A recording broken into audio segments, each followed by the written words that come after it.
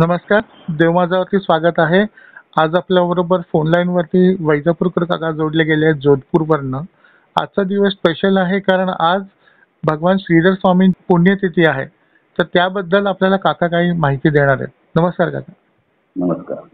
नमस्कांताय दिव्याय सत्य धर्म स्वरूपणे स्वानंदामृतृप्ताय श्रीधराय नमो. देव माझा चॅनेलला मी धन्यवाद देत आहे.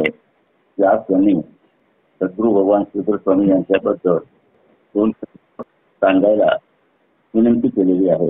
खऱ्या अर्थात आजचा दिवस पूज्य श्रीधर स्वामी महाराजांचा जीवनाचा फार विशेष दिवस आहे. दिवस म्हणजे विशेष म्हणजे खऱ्या अर्थात आज आपल्या देहाचं बंधन सोडून सद्गुरू भगवान श्रीधर स्वामी या अनंत तत्वात विलीन झाले.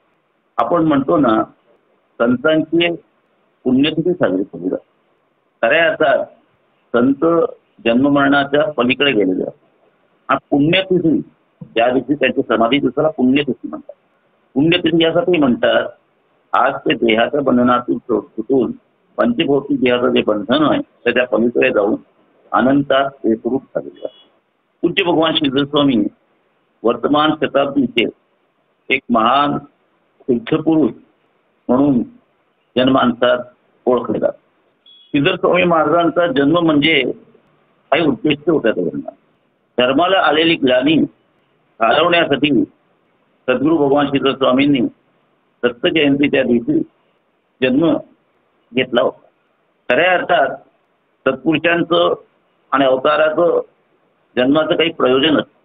श्रीधर स्वामी महाराजांचा जन्माचं मुख्य प्रयोजन म्हणजे धर्माला आलेली ग्लानी घालवणं आणि त्यासाठी अविरत तपश्चर्येत लिहिली.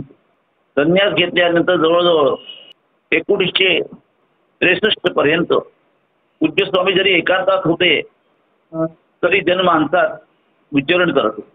पण धर्मोद्धार हा विषय घेतला तर यासाठी ईश्वरी सत्याची परवानगी घेणे फार आवश्यक आहे. धर्मस्य प्रभू रक्षिता, धर्माचं रक्षण करणारा नारायणाच्या परवानगीशिवाय त्याच्या कार्यामध्ये आपल्याला हस्तक्षेप करता येत नाही.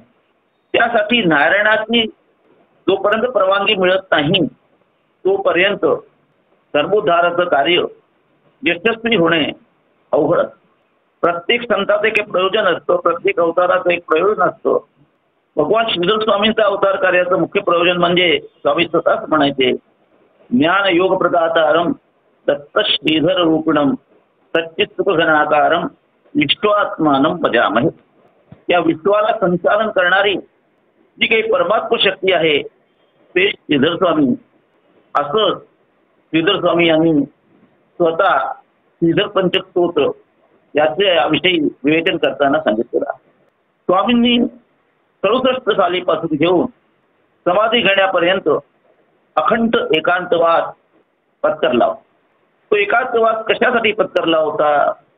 त्याचा मुख्य उद्देश म्हणजे सध्या जे अधर्माचं वातावरण चाललेलं आहे, कलीला काही अधिकार दिलेला आहे ब्रह्मदेवाने. त्यांनी तपश्चर्या केली होती पण तो त्याच्यामध्ये त्या पलीकडे वागू लागला. त्याला कुठेतरी अडथळा निर्माण व्हायला पाहिजे.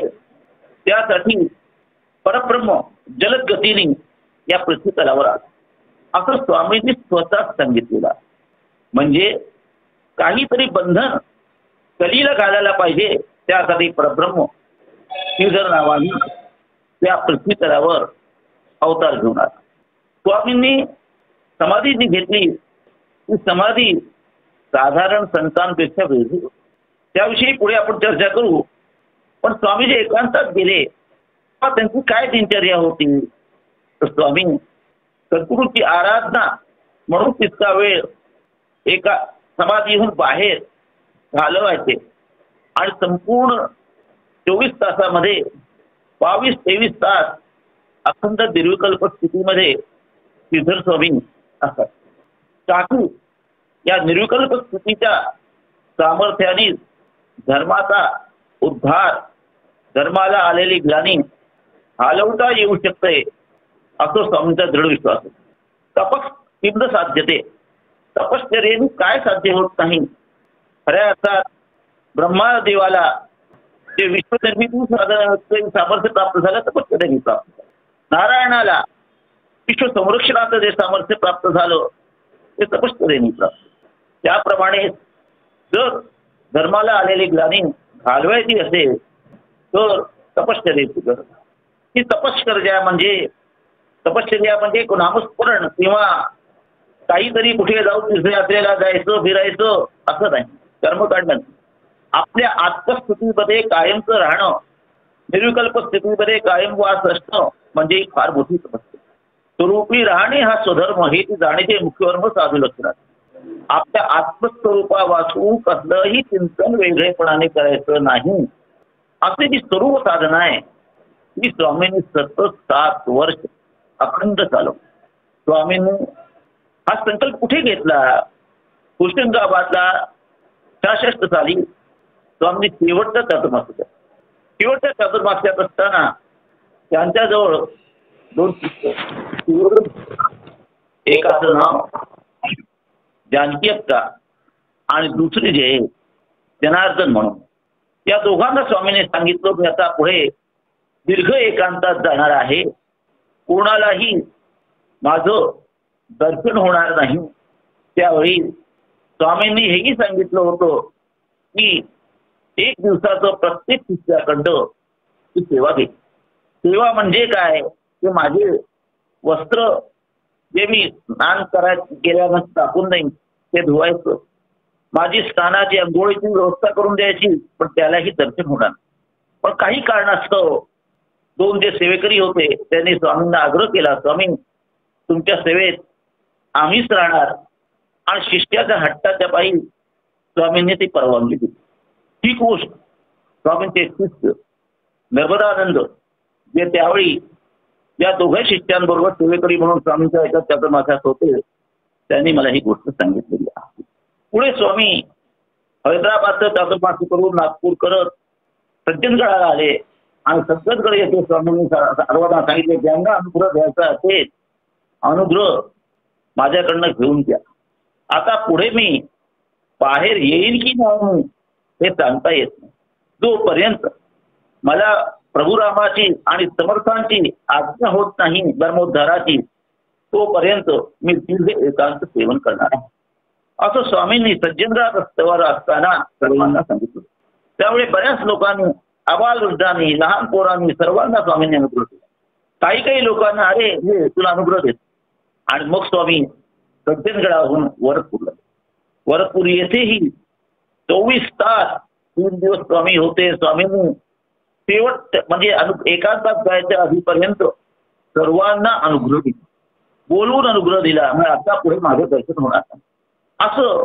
जेव्हा स्वामी एकांतात बसले आणि स्वामीचा दीर्घ एकांत चालला होता, एकांतातच बसवून स्वामी नदीक्षेपावरती प्रवचन केले. ते प्रवचन रेकॉर्ड करून त्यांच्या सेवेत असणाऱ्या जनार्दन आणि जनते या 2 सेवेकऱ्यांनी रेकॉर्ड करून ठेवलं. आज जे स्वामींचं सानिध्य आपल्याला उपलब्ध आहे त्याच्या मागे जनार्दन आणि जानकी यांचा फार मोठा ठेवा. स्वामींनी देवी तत्व, गणेश तत्व, सत्य तत्व बरेच त्या एकांतात असताना स्वामी त्या विषयावरती प्रवचन दिलेलं आहे. त्याचा काही भाग पुस्तक रूपात जनार्दन आणि जानकी यांनी जनमानसात जवळजवळ 14-15 खंड आहे अशी साजरा केलेला.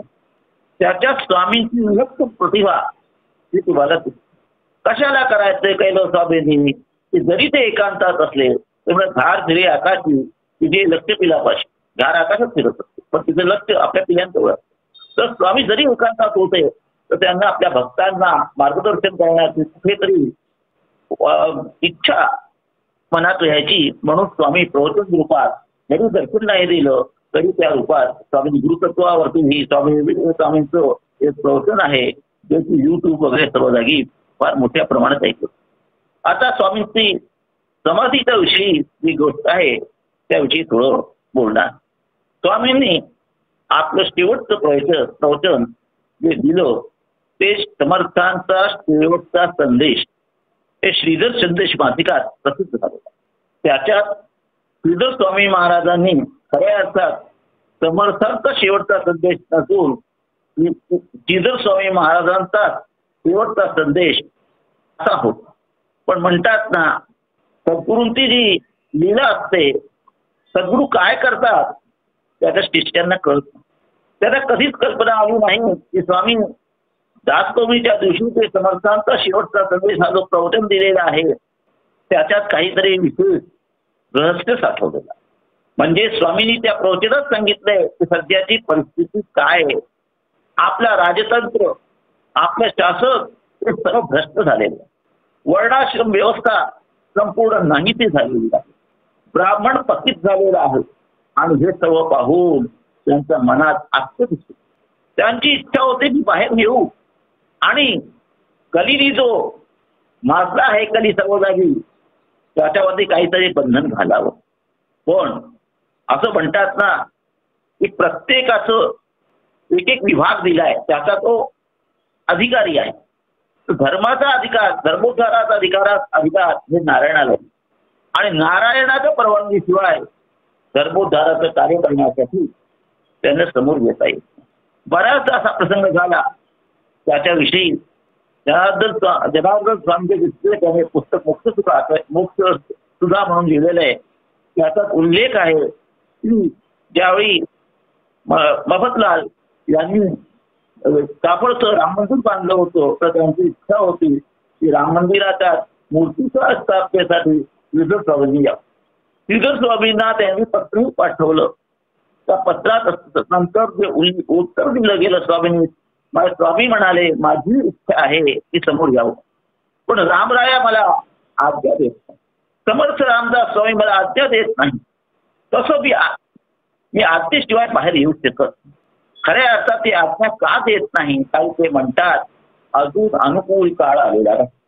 अजून 60-65 वर्ष अनुकूल काळ येण्यासाठी धर्मोद्धारासाठी अवकाश. जर तू समोर आला धर्मोद्धारासाठी तर तुला यश मिळणार नाही. तुला यश नाही मिळालं तर लोकांचा संतांवरती, साधूंवरती विश्वास उठून तो विश्वास उठायला नको म्हणून आम्ही तुला बाहेर येण्याची आज्ञा देतो. तो आम्ही स्वतः त्याच्यात लिहितात.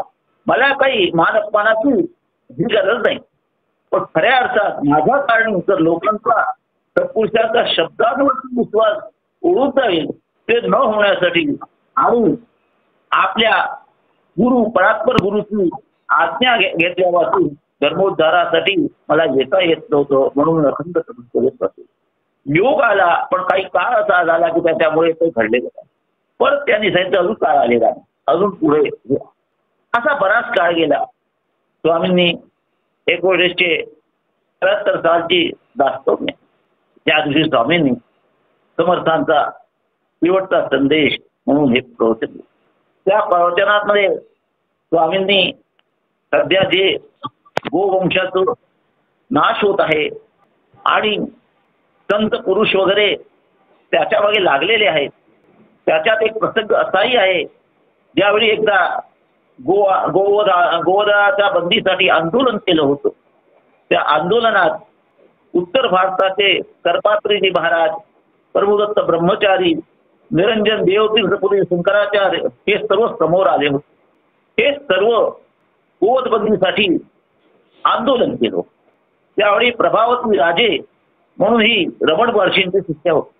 त्या रमण महर्षींच्या शिष्याला करपात्रीजींनी श्रीधर स्वामींकडे पाठवलं. श्रीधर स्वामी महाराज त्यावेळी औषंगाबाद येथे चातुर्मास करपात्रीजीचा निरोप प्रभावती राजे यांनी स्वामींना दिला. तर स्वामींनी निरोप दिला करपात्रीजी महाराजांना सांगून सांगा अजून वेळ आलेली नाही, ती आपल्या लगी तपश्चर्या करत बस, तुम्हाला यश मिळणार नाही. आणि तुम्हाला यश मिळाला नाही तर खऱ्या अर्थात लोकांचा साधू संतांवरती विश्वास उठून. तसंच घडलं. झालं काय, करपात्रीजी महाराज, प्रभुदत्त ब्रह्मचारी, निरंजन देवतीर्थपुरीचे या सर्वांनी गोवधबंदीसाठी प्रयत्न केला. यांना जेलात टाकलं गेलं आणि गोवधबंदी झालेली. तर स्वामींना हे माहिती होतं की जोपर्यंत ईश्वरी आज्ञा होत नाही बाकी आपल्या शिष्याला सर्वोच्च पदावर सद्गुरू पोहोचवू शकतो, पण या जगाच्या मध्ये धर्मस्थापनाचं कार्य करायचं असेल, धर्मोद्धाराचं कार्य करायचं असेल तर त्याच्यासाठी विष्णूची नारायणाची आज्ञा घेणे अत्यधिक आवश्यक. स्वामी करू शकत नव्हते का? स्वामी नारायण स्वरूप होते होते मग का करता आलं नाही असं लोकांचा सहजासहजी प्रश्न. आता बघा, एक कोणी मुख्यमंत्री असला, कोणी स्टेटचा मुख्यमंत्री आहे, प्रधानमंत्रीला जर तिथे यायचं असेल तर त्याला आधी कळवावं लागतं, त्याची परवानगी घ्यावी लागते. कधी जरी तो राष्ट्राचा प्रधानमंत्री असला तरी तो स्टेटमध्ये जायचं असेल तर मुख्यमंत्र्याची परवानगी घ्यावी लागते. तर संतांचा एक नियम आहे. संतांचा नियम एक कुठेही मर्यादेचं उल्लंघन करायचं नाही. तरी आपण परब्रह्म आहोत, आम्ही विश्वात्मा आहोत, पण विश्वास संरक्षणाचं कार्य, धर्म संरक्षणाचं कार्य हे नारायणाचं आहे आणि नारायणाच्या कार्यात आपल्याला जर करायचं असेल तर त्याची परवानगी आपल्याला असायला पाहिजे. त्या कारणी स्वामी सर्व सामर्थ्यवान असूनही स्वामींनी तपश्चर्या पत्करली आणि त्या तपश्चर्येच्या माध्यमाने महाविष्णूची आज्ञा झाल्यावरच आपण तपश्चर्या. एकदा याविषयी दत्तबुवा यांच्या चरित्रात काहीतरी स्वामीच्या संभाषणाचा उल्लेख आहे. एकदा गोरणी महाराजाने स्वामींना विचारलं, महाराज तुम्हाला इतकी तपश्चर्याची काय गरज आहे? मी प्रत्यक्ष नारायण स्वरूप आहात, तुम्हाला काय? नाही म्हणाले. जरी नारायण स्वरूप असलो तरी जास्तीची ज्याला जो अधिकार दिलाय त्याचा त्या अधिकाराला मर्यादेचं उल्लंघन आपणच केलं तर दुसरं जे त्या मर्यादेचं उल्लंघन करणार. आणि तुम्हाला वाटतं का की तपश्चर्या काय? अरे जिथे पाणी आहे तिथेच मी खणत आहे आणि मला माहिती आहे पाणी लागेल आणि पाणी आज नाही उद्या लागणार हे निश्चित आहे. पण माझ्या एकट्या तपश्चर्येमध्ये तुम्ही त्याच्यात भागीदार व्हा. तुम्ही एकांत मौन तपश्चर्या वाढवा, त्या कारणी तो काळ लवकर येईल. कोणी एक भक्तांनी विचार, महाराज समजा या जन्मात नाही झालं तर मी दुसरा जन्म घेऊन येईन. स्वामी हे म्हणत, पण माझा तो सत्यसंकल्पाचा आता ईश्वर असतो. माझ्या मनात जी इच्छा झालेली आहे ती इच्छा माझी नाही, त्या परमात्माची आहे. त्या परमात्माच्या इच्छेनेच माझ्या मनात धर्मस्थापनेचा धर्मोद्धाराची इच्छा प्रगट झाली. म्हणून त्याचा तेव्हा करायचं, काय करायचं त्याच्या इच्छेने होता. तेव्हा स्वामींनी पाहिलं स्वामींचं शरीर थोडं थोडं अस्वस्थ होऊ लागलं होतं. अस्वस्थ शरीरामुळे आता मला पुढे अशी दीर्घ तपश्चर्या करता येणार आणि अजून काळ आलेला नाही. तर काळाची प्रतीक्षा करत बसलो तर हे शरीर माझं झिजूच आहे.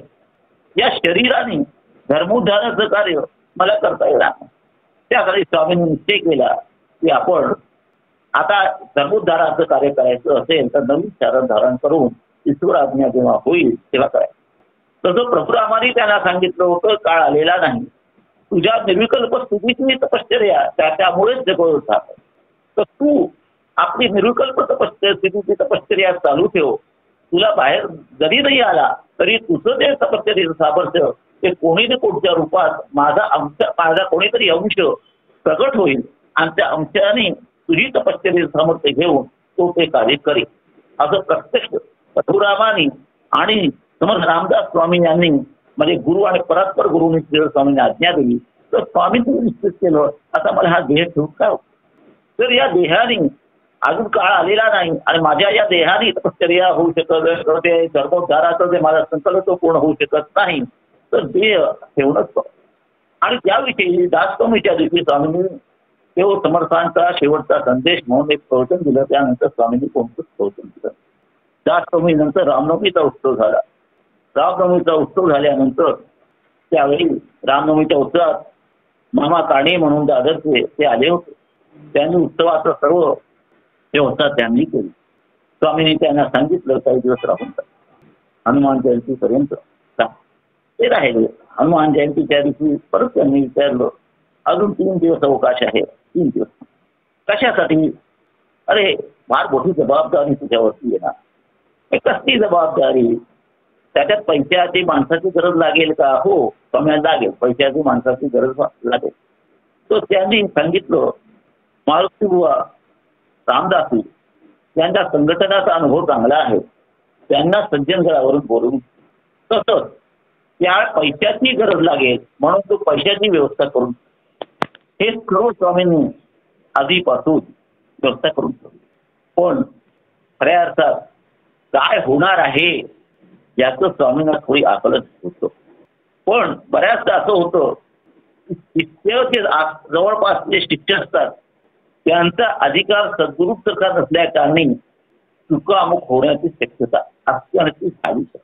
काय झालं, स्वामींनी 3 दिवस आधी त्यांचे जे सेवेकरी होते त्यांना विचारलं, परवा पोटची तिथी मी विकली आहे आणि अमृत योग आहे असं ठीक स्वामी म्हणाले. पण त्या शिष्यांच्या जे होते त्यांच्याबरोबर त्या सेवेकऱ्यांचे मी भेटल्यावरती मला त्याने एक विशेष गोष्ट सांगितली. महिनाभर आधी कोणीतरी आलं होतं आणि स्वामी जे होते एकांतात, शेवटच्या एकांतात स्वामी दर्शन कधी देत नव्हते तरी स्वामी बोलत होते. साठी ती अशी लावलेली होती, स्वामींचं हालचाल दिसायची पण स्वामींचं दर्शन फक्त ते सेवेकरी दोघांना. बाहेर जे आले होते त्यांना स्वामींनी सांगितलं मी बोलतो होते मी त्रेतायुगामध्ये. स्वामींनी सांगितलं त्रेतायुगात एक ऋषी होते, त्यांनी काही दिवसासाठी जलसमाधी घेणार आणि म्हणाले मी 10 दिवसासाठी जलसमाधी घेणार आहे. 10व्या दिवशी मी परत समाधीमधनं बाहेर येईल, तोपर्यंत माझा देह संरक्षण करून ठेवा. साईबाबांनी असंच केलं होतं. 30 दिवस त्यानंतर बाहेर गेले होते. कुठे गेले होते? बंगालला गेले होते. काली मातांनी बोलवलं. काली माता म्हणजे वासुदेव आणि 30 दिवसानंतर परत आले. त्यांचा जो भक्त होता तो भक्त त्यांनी त्यांच्या देहाचं संरक्षण केलं. लोकांनी सांगितलं अरे ह्याच्यात प्राण नाही म्हणाले. मला बाबांनी सांगितलं 3 दिवसानंतर मी परत येईल. असंच काहीतरी घडलं तर स्वामींनी त्या सांगितलं समाधीबद्दल असा तो घेणार आहे होता. पण झालं काय आणि म्हणतात समाधी जेव्हा माणूस असतो निर्विकल्प समाधीत जातो तर 72 तास वाट पाहायला पाहिजे. त्याच्या शरीरात वास येतो, त्याच्या वरच्या भागात तेज असतं, श्वास चालत नाही पण तो जिवंत त्या ब्रह्मरंध्रात त्याचं प्राण असतं. माझ्या संगत अशी होण्याची शक्यता आहे. ही गोष्ट स्वतः स्वामींच्या बरोबर जे सेवे करीत होते त्याच्यापैकी पाहिजे मला सांगितलं आणि तो कागद स्वामींनी त्या सेवेकरांना द्यायला सांगितलं. हे मी सांगत नाही, त्या सेवेकरांकडनं गायब आहे. आणि बरोबर 30 दिवस आधी स्वामी असं विचारलं होतं. आजचा दिवस होता, चैत्रवती तृतीया होती. स्वामी अशक्त झाले होते पण स्वामींचं बोलणं वगैरे स्पष्ट फिरत होतं. त्यावेळी बाहेर असलेले जे होते रामचंद्र म्हणून त्यांच्याशी माझी भेट झाली. त्यांनी मला सांगितलं स्वामींनी मला आदेश दिला होता सतत 3 दिवस रामगीता तुम्ही रामगीता घे वाचतो. स्वामींना दुष्ट देवता प्रसिद्ध राहते म्हणून स्वामींचा आवाज येतो मला दाह होतोय पाणी काढ स्वामींचा मतांनी सांगितलं. बऱ्याचदा मला त्यांना कानडी येत होती आणि ते मराठी येते. तुला 18 साली मी त्यांना भेटलो होतो. स्वामी सांगितलं माहिती करून घे, तुला सर्व काही खरं येतो शकतं. मी गेलो तेव्हा त्यांना मला सांगितलं. आता काय झालं, ज्या दिवशी स्वामींनी त्या दिवशी सकाळी उठले, सकाळी स्वामी 3ला उठले. स्वामी 3दा गोळ करायचे दिवसातून, सकाळी दुपारी आणि संध्या. आणि 3दा संध्यावंद ते असतं संध्याकाळच्या धर्माप्रमाणे आचरणात ते स्वामी करायचं. त्या दिवशी 2-2 तासावरती स्वामी 3 वाजता उठले, 5 वाजता उठले, 7 वाजता उठले, 3दा स्नान केलं. त्यांना कळलं नसते स्वामींनी का स्वामी आचार धर्म हा कडक म्हणी पाळतात आणि दोन्ही आचार धर्म पाळला नसेल तर त्याला तीर्थही देत नव्हते, त्याचं दर्शन त्याला देत नव्हतं, त्याला स्पर्श त्याला तीर्थ काही देत नव्हतं. आचारो परमो धर्मा, आचार हा परमधर्म. आचार म्हणजे वर्णाश्रम. वर्णाश्रमाप्रमाणे जोपर्यंत तोपर्यंत चालत नाही तोपर्यंत ईश्वरीय सामर्थ्य तुम्हाला प्राप्त होत नाही. ईश्वरी सामर्थ्य जर प्राप्त करायचे असेल तर पहिले आचार पाहिजे, मग विचार. आचार भ्रष्ट जे होतात त्यांना वेधी त्याला कुणीच करू शकत नाही, पावन करू शकत नाही. आचार भ्रष्ट वेदा, जे आचार भ्रष्ट झालेले त्याला वेदमंत्रही तर त्याला कुणीच करू शकत नाही असं शास्त्र मत आहे. आणि स्वामी शास्त्राचे पालक होते त्या कारणी स्वामींनी जो नियम घेतला तो शास्त्रोक्त शास्त्राप्रमाणे वाचा. आता परिस्थिती काय झाली, सकाळी स्वामींनी 3 वेळ अंघोळ केलं. 7:30 आजच्या सुमारास स्वामींनी दुग्धाहार घेतला आणि दुग्धाहार घेऊन स्वामी आपल्या शिष्यानं म्हणाले जे सेवेकरी होते आता मी समाधीला बसतो स्वामी म्हणाले. तेव्हा ज्या जानकी अक्का होत्या त्यांनी विचारलं स्वामी आम्हाला काय सांगायचं. गो सेवा स्वामी म्हणा. आणि दोन्ही दिवे लागले. स्वामी नवीन वस्त्र आहे माळ घातली आणि त्या तुका शिक्षणांना नमस्कार केला, त्यांना आशीर्वाद दिला आणि दार बंद करून दिला. आणि स्वामीने दीर्घ ओंकार घेतला. आशीर्वादात्मक मुद्रा होती. पद्मासन घातलेलं आणि कमरेपासून डोक्यापासून सरळ हे होता आणि दीर्घ ओंकार स्वामीने दिला. तर तिसऱ्या त्या दीर्घ ओंकारात स्वामीचा हात तसाच होता आणि मानतो. अशी गोष्ट 8:30च्या सुमारास स्वामी समाधीचा 8:50 8:55 ची वेळ झाल्यानंतरही स्वामी बघितलं स्वामीचा श्वास चालत. आता बाहेर ते स्वामी अशक्त झालेले म्हणून त्यांच्या कुटुंबाच्या बाहेर म्हणजे त्यांना दर्शन होत होतं. 2 डॉक्टर आणि एक स्वामीचे शिष्य सत्याने होते. ते बसले होते. स्वामी कसं करी नाही. आता ते सेवेकरी होते. त्यांना कुठेतरी भीती वाटली. समजा काही असे अघटित झालं तर लोक आम्हाला म्हणतील म्हणून बाहेर जाऊन सांगावं स्वामी समाधीत बसलेले. आणि त्यांनी सांगितलं स्वामी समाधीत बसलेले आहे. त्यावेळी त्यांनी काय समाधीत बसलेला स्वामी समाधीत झाले असं कुठेतरी हे झालं. तर त्यावेळी जो रामचंद्र म्हणून होता तोही धावला. एक अनेक व्यक्ती मला भेटला जो की चौकीदार म्हणून इथे होता वर्दळलेला आत्ता काही वर्ष आधी. तो त्यावेळी 15-16 वर्षाचा. तेव्हा मी धावलो आणि आम्ही पाहिलं की स्वामींच्या देहाला कोणी स्पर्श केला नव्हता. स्वामींची मान सरळ होती आणि आशीर्वादातून मित्रा आणि वरच्या भागात प्रचंड ते येत होतं. पण काय असतं ना, गुरु जितका अधिकारी असतो शिष्यही तितकाच अधिकारी पाहिजे तरच गुरुची पात्रता असतात. मी म्हणत नाही अपात्र होतो, पण साक्षात परब्रह्म जोपर्यंत आपण होत नाही तर परब्रह्माला ओळखूच शकत नाही. आणि साक्षात परब्रह्म होणं म्हणजे तू आणि तू वेगळाच ना आणि एकच. ही अवस्था प्राप्त झाली नसता. म्हणून शिष्याच्या मनात गुरुला एक देह म्हणूनच पाहण्याची गोष्ट. गुरु देह नसतो. गुरु हा परमात्मा तत्व आहे. देह कशाला झालं? तुम्हाला परमात्मा तत्वाला ओळखता येत नाही, पण तुमच्यासाठी गुरु देह धारण करतो. आम तुमच्यामध्ये चालतो, फिरतो, बोलतो, पण तुम्ही आपल्याला त्या देहासारखं समजता. सध्या असतो बरोबर, पण तोच भाव आहे पूजा आहे. गुरु बरे आणि मी एकच आहे. माझा आणि गुरुमध्ये भेद नाही. आत्मदृष्टीने भेद नाही. बाह्य दृष्टी जरी दिसत असली डोळ्याने तरी आत्मदृष्टीने गुरु आणि गुरु शिष्य एकत्रित पद तेथे नाही भेदाभेद. परंतु हा देहाचा संबंध तोडला पाहिजे. देह संबंधाचा पलीकडे गुरुला पाहिजे. पण काही सांगता येत नाही. कधी हा प्रबल आहे. कधीला काहीतरी घडवायचं होतं. आणि जनार्दनाने जे स्वामी होते त्यांनी बाहेर सांगितलं स्वामी समाधी. त्यावेळी जे संन्यासी शिष्य होते 2 डॉक्टर होते ते संन्यासी शिष्य आज आणि त्यांनी असं कसं कलिकालात होऊ शकतो.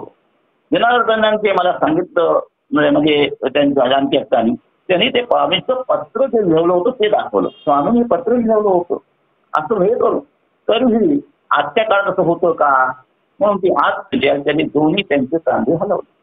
स्वामींचे का ते हलवतात म्हणून स्वामींची मान आणि हात खाली पडले. आणि ते मान आणि हात खाली पडलेलं रामचंद्र त्याच्यानंतर पाहिलं. त्यांनी मला सांगितलं. आणि एक दुसऱ्या व्यक्ती मला भेटले त्यांनी मला सांगितलं अरे तू बरोबर आणि हे होताच बरोबर.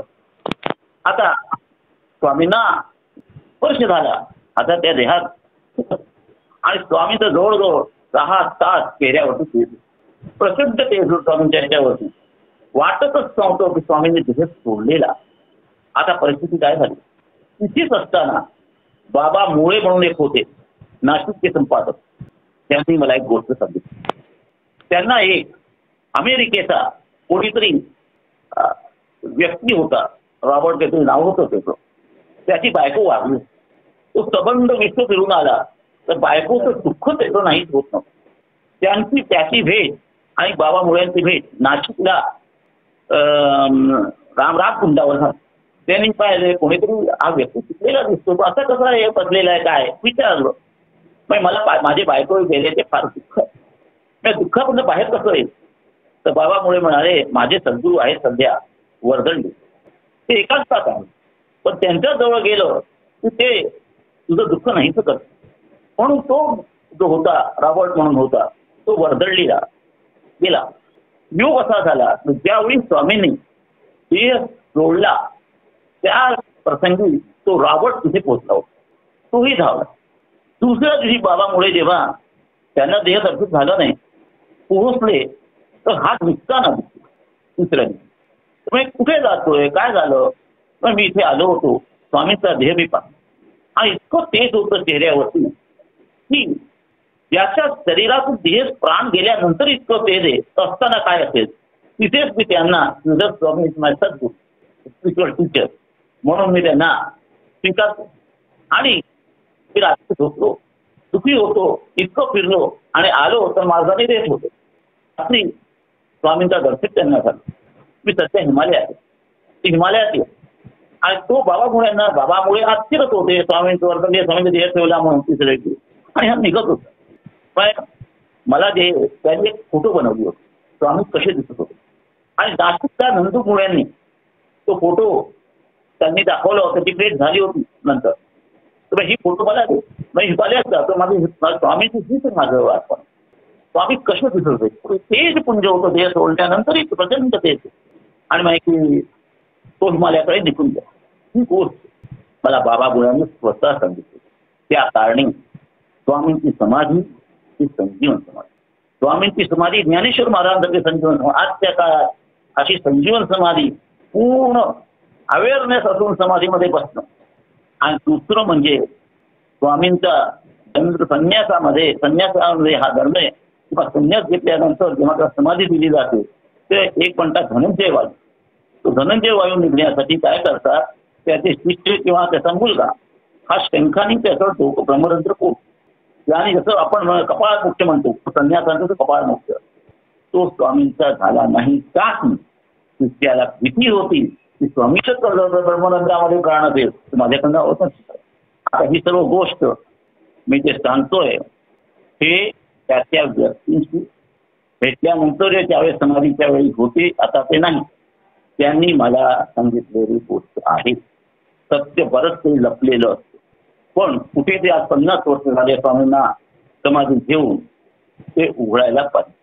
दुसरं त्यांना जेव्हा त्यांच्या डोक्यावरती लोणी ठेवली गेली ते लोणी विरघळून गेली. म्हणजे ब्रह्मरंध्रात स्पर्शामुळे स्वामींना परत येता येत नव्हतं आणि स्वामी अजून वरदपूरच्या ह्याच्यामध्ये कष्टेच समाधिस्थ आहे. मला 3दा स्वामींनी तसं दर्शन दिलेलं आहे. स्वामींनी आपल्या गळ्याची माझ्या गळ्यात टाकलेली आहे. त्या कारणी मी हे म्हणू शकतो स्वामी कुठे गेलेले नाही, स्वामी अजूनही आहेत. आणि असे बरेच काही लोक आहेत जेव्हा प्रत्यक्ष स्वामी भेटलेले आहे. एक त्याच्यापैकी एक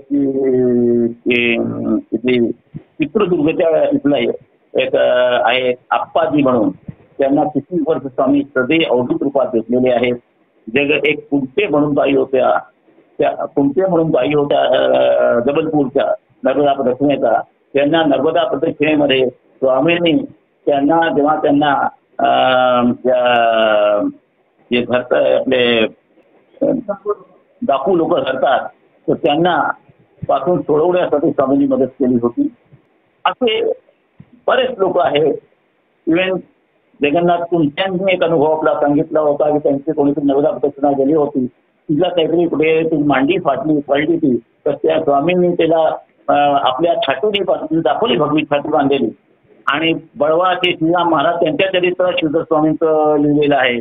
म्हणून स्वामी खऱ्या अर्थात स्मर्तगामी आहे, अजूनही फिरतात. ते ख्रिश्चनने हे समजू नाही की स्वामी कुठेतरी गेले नाही. स्वामी अजूनही सशरीर केव्हाही येऊ शकतात आणि आपल्याला स्वामींची भक्ती आणि स्वामींचे सामर्थ्य वाढवलं तर अजूनही स्वामींचं जसं पूर्वी दर्शन होतं. खऱ्या अर्थात स्वामी म्हणजे सद्गुरू म्हणजे स्वरूप जाणं, जेथे नाही दृश्यभान तेथे दर्शनाची माता नको. स्वामींनी म्हटलंय सद्गुरू आपलं आत्मस्वरूप आहे.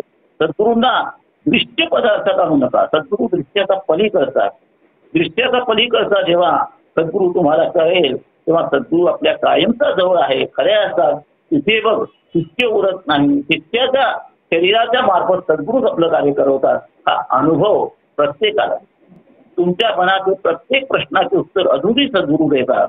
आणि तुमची उपासना, तुमची तीव्र टिकाटी पाहिली की सद्गुरूंना तर पाहिजेच. असं सद्गुरू म्हणतात तू माझी आठवण कर, मी तुझ्या मागे घेऊ नको, मी तुझ्या पाठीची आहे. स्वामीच असं म्हणतात अनन्या चिंतयन्तो मां ये जनां परिपासते तेषां नित्याभियुक्तानां योगक्षेमं वहाम्यहम् हा जो स्वामी समर्थांनी जगाला शेवटचा संदेश म्हणजे देह सोडल्यानंतर परत 15 मिनिटांनंतर उठल्याने हा श्लोक म्हणतात स्वामी समर्थांनी. तो स्वामीचा तो ते तसाच परिस्थिती श्रीधर स्वामीची आहे. श्रीधर स्वामी अजूनही स्वशरीर वावरतात, फिरतात, उठतात, बसतात, पण तुमची साधना, तुमची भक्ती आणि तुमचं त्यांच्याशी ऐक्य साधायला पाहिजे. ज्यावेळी तुमचं शिव शिवैक्य सावेल, जीव आणि शिव याचा भेद नाही, एकच परमात्मा तो जीव आणि शिवाच्या रूपात घटत आहे हा विश्वास होईल, त्यावेळी कधीही तुम्हाला वाटणार नाही श्रीधर स्वामींनी तिथं सोडला. त्या दृष्टीने माझं आजच्या याच्यात विशेषपणे सांगण्याचं हे आहे, श्रीधर स्वामींनी समाधी जरी घेतली लौकिक दृष्टीने तरी ते अजूनही स्वशरीर आत्मदृष्टीने आपल्या समोर आहेत आणि तुमच्या मनाचे प्रत्येक गोष्टीवरती काय करता काय नाही करता त्यांचं लक्ष आहे. सद्गुरूंनी डोळे बंद केले म्हणून कसं मी वागेल असं समजू नका. का की हा जो अनुभव मला आलेला आहे, आज सकाळी ते मी पूजा करत होतो तर देव हा माझ्या यांची भेट यांची आज स्वामींबद्दल मला सांगावं असं माझ्या मनात आलं. आणि ते आपले देव हा माझ्या त्यांचा फोन आला पूजे करून आमच्या पत्नीला की असं होतं त्यांना शुद्ध स्वामीबद्दल तुम्ही सांगावं म्हणून हे. तर ही स्वामींचीच मी सांगितलं म्हणजे माझं नाही, हे स्वामींचं आहे. आणि माझ्या बोलण्यात जर कोणाला दुःख पोचत असेल तर मी माफी मागतो, पण जे सत्य आहे ते समोर सांगायला पाहिजे, जगासमोर यायला पाहिजे. आणि बऱ्याच लोकांना कळतं मला स्वामी कळलेले आहे, आम्हाला कोण जानकीच का म्हणायचे आम्हाला कोणाला स्वामी कळले नाही. आम्ही स्वामींना देहाने पाहिलं आणि आम्ही त्यांच्यासाठी आपले हट्ट पुरवले, पण खऱ्या अर्थात आम्हाला ते नको होतं. आम्हाला स्वामी म्हणजे काय ते ओळखायला पाहिजे. आपल्या जवळ जास्त असलं तर आपली दृष्टी तशीच असते, आपण तिला गृहीत धरून ठेवतो. पण आता स्वामी नाही तेव्हा कळतं की स्वामी म्हणजे खऱ्या अर्थात आपल्या जवळ इतकी मोठी वस्तू होती, पण जवळ फिरत होती, उठत होती. आपण 7 वर्ष सतत त्यांच्या सानिध्यात असलो पण त्याला ओळखू शकलो नाही असं जानकी असताना स्वतः मला सांगितलं. मग ह्याच्यात कोणावरती टीका टिप्पणी मी करत नाही, पण जे सत्य आहे ते समोर आणत आहे. आणि ते सत्य स्वामींनीच मला सांगितलं एका ध्यानात मला विचार झाला, तो विचार कसा झाला, काय झाला, तू असं विचार, इथून तुला कळेल. आणि सर्व मला उलगडा झाला. माझ्या प्रत्येक शंकेचा उलगडा अजूनही महाराज करतात. कुठलीही वस्तू अशी नाही की माझ्या मनात आली आणि त्यांचा निरस्त झाली नाही, हे घडलेलं नाही. म्हणून ते सर्व हेही जे तुम्हाला समोर आलेलं आहे याच्यामध्ये सद्गुरूंचीच कृपा समजावी. आणि त्यात माझं काहीही नाही आणि मी कुठेही उडत नाही, मला महत्व देऊ नाही. आणि जर माझ्या या बोलण्याने कोणाला हे वाटलं असेल तर मी माफी मागतोय. मला त्याच्याविषयी माफी मागण्यात काही हे नाही. आपण सद्गुरूंचं काय घडलं ते जसं तसं सांगणं ते बरं आहे. म्हणून यावेळी सांगितले 50 वर्ष होऊन गेली, पण कुठेतरी हे रेकॉर्ड करून ठेवायला पाहिजे काय घडलं. नाही तर बऱ्याचदा होतात काय आस्तुती वेगळी असते आणि मेलं वेगळं जातं, तशी परिस्थिती व्हायला नको. म्हणून मी सर्व सांगितलं. त्याच्यात मला ज्यांनी सांगितलं त्यांचाही मी आभारी आहे. आणि स्वामींची कृपा की त्यांच्याकडून त्यांनी वधून घेतलं जे गुप्त ठेवलं होतं मला सांगायला, ती स्वामींची कृपा कुठेतरी समोर यायला पाहिजे म्हणून हे कळलं. आता जे होईल समर्थ मी देव हा माझ्या चॅनेलला धन्यवाद देतोय. आणि याच्याविषयी जे काही मी बोललो ते मला जितकं कळलं त्या व्यक्तीचं डायरेक्ट जे व्यक्ती होते त्यांचं सांगतोय, कोणाचं ऐकू बातमी सांगत नाही. म्हणून याच्यात माझं काही देणं नाही. आणि समजा बोलण्याच्या ओझ्यात काहीतरी कमी जास्त झालं असेल तर स्वामींनी मला क्षमा करावी आणि जे श्रोताबरोबर आहे त्यांनी क्षमा करावी. जय जय रघुवीर स्मार्ट. काका एक आणखीन छोटं तुम्हाला विचारायचं होतं, लोकांना ही जी सगळी घटना जी घडलेली आहे वर्धळीला घडली आहे, तर वर्धळीबद्दल थोडंसं सांगा ना की कसं जायचं, जर त्यांचं दर्शन घ्यायचं असेल तर काय त्याच्याबद्दल थोडंसं सांगा ना. हां, श्रीधर स्वामी महाराज यांनी 1952-53 साल असावं तेव्हा सागरला गेले होते. सागरला जेव्हा गेले होते तर जसं मला एक स्वामी प्रकाश म्हणून आहेत श्रीधर स्वामी महाराजांचे शिष्य, त्यांना आधी ताळे स्वामी म्हणून प्रकाश ताळे म्हणून होतं, मग स्वामी प्रकाशाचा संन्यासानंतर त्यांनी एकदा सांगितलेली ही गोष्ट आहे की स्वामी जेव्हा सागरला आले होते दत्त जयंतीचा उत्सवात तिथे कोणीतरी बेरसत मुलगा आला, तो स्वामींना म्हणून स्वामी बरोबर चला बरोबर चला बरोबर चला. तर स्वामी दत्त जयंतीचं पारणं झालं आणि स्वामी त्याच्याबरोबर गेले. तो ते देवीचं मंदिर आहे, वरदांबा मंदिर, तिथे घेऊन आला. आणि तो कुठे गेला माहिती नाही. स्वामी तिथे गेल्यावर डोळे बंद करून पाहिलं तर स्वामींना दिसलं की इथे काही 300-400 वर्ष आधी एक यांचा आश्रम होता, शृंगेरीचा कामापीठ म्हणून जागा होती. आणि इथे काही समाध्या आहेत, 3-4 समाध्या आहेत. ते संन्यासांच्या त्या काळाच्या संन्यासांच्या समाध्या. आणि इथे काहीतरी असं घडलं तर त्या जे आचार्य होते त्यांनी काहीतरी श्राप दिला तिथल्या याचा की जंगल होतं. मग त्यांनी जेव्हा समाजयाचना केली, तो जो तिथला अधिकारी होता, मग 500 वर्षानंतर श्रीधर म्हणून एक सत्पुरुष आहे आणि तो आल्यानंतर या जागेचा उद्धार. तर स्वामींना दिव्य दृष्टी होती. मग त्यांनी बघितलं इथं अगस्त्यांची गुफा आहे, येथे व्यास ऋषींची गुफा आहे, अगस्त्य ऋषीने इथे तपश्चर्या केली आहे. अगस्त्य ऋषी हे जे स्वामींचे म्हणजे स्वामी अगस्त्य गोष्टात जन्माला आले म्हणून त्यांचे जे 2 श्रापित होते अगस्त्य ऋषीचे, त्यांना मुक्त करण्यासाठी अगस्त्य ऋषींनी सांगितलं होतं श्रीधर म्हणून माझ्या कुळात एक जन्माला येईल ब्रह्मनिष्ठ, तो येऊ दे, ईश्वरी अवतार होईल, तो त्यांना मुक्त करा. त्या दृष्टीकोनात स्वामींनी 55 किंवा 57 साली इथे वरदपूरला आले आणि वरदपूरची जागा त्याचं अरण्य पाहून त्यांना जे त्याच्याविषयी फार ओढ आली आणि त्यांनी आपल्याला तपश्चर्येची जागा इथे ठरवली स्वामींनी. कारण इथे आसपासच्या भागामध्ये बरेच ऋषीमुनी वगैरे शिखरकुटीच्या तिथे एक झाड आहे, त्याच्याकडे लोहत ऋषी म्हणून अजूनही स्वामींनी म्हणजे सत्यान स्वामींना दाखवलं, दर्शन करवलं होतं मी, अजूनही तपश्चर्या करतात. ऋषीमुनींनी पवित्र केलेली जागा आहे, त्या कारणी तिथे तपश्चर्या करावी धर्मोद्धाराची म्हणून ऋषीमुनींनी त्यांना विनंती केली. त्याकडे स्वामींनी ही जागा निवडली. आता वरदपूरला जायचं कसं? वरदपूरला जाण्यासाठी बरेच मार्ग आहेत. मुंबईहून गेल्या तर मुंबई पुणे करत तुम्हाला हुबळीला जायचं आणि हुबळीहून तुम्ही क्षीरसागर असं जे हुबळीपर्यंत तुम्हाला ट्रेन मिळते आणि हुबळीहून तुम्हाला सागरची आणि क्षीरसागरची आणि सहसागरची तुम्हाला ही मिळते, बस मिळते. हुबळीहून क्षीरसागरला जायचं, शिर्सीला जायचं आणि शिर्सीहून सागरला जायचं किंवा हुबळी ते सागरची डायरेक्ट मिळत असेल तिथे जायचं. दुसरा मार्ग आहे की हुबळीहून तुम्हाला बेंगलोरची जर ट्रेन मिळत असेल तर बेंगलोरला ट्रेननी जाऊ शकता आणि ट्रेननी गेल्या बेंगलोरहून तुम्हाला ट्रेन आहे मैसूरची ट्रेन, मैसूरची कोणतं नाव तालगोपा म्हणून आहे, मैसूर तालगोपा ट्रेन आहे.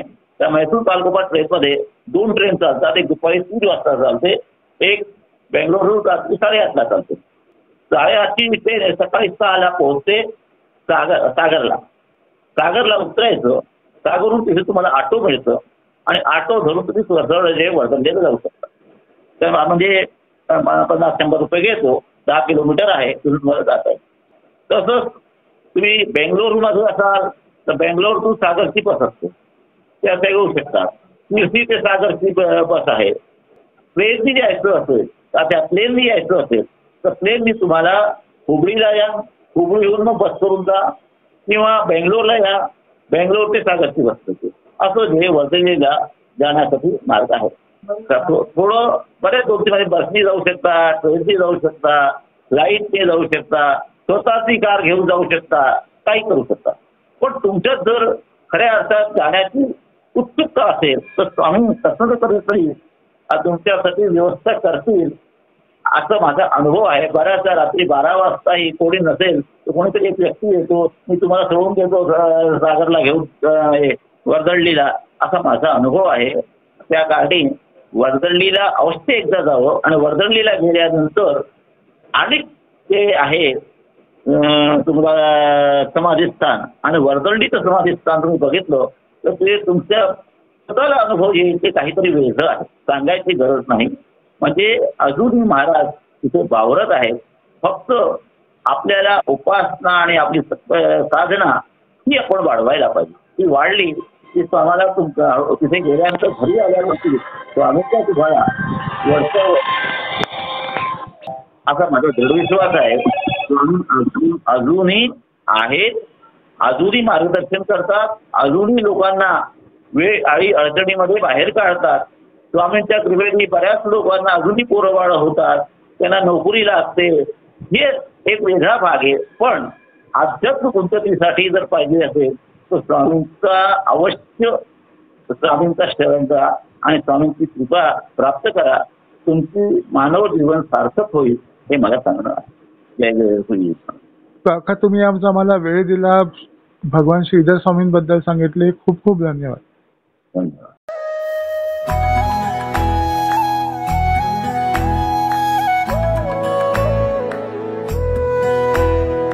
अध्यात्मावर अशीच माहिती मिळवण्यासाठी देव माझा चॅनलला सबस्क्राईब करा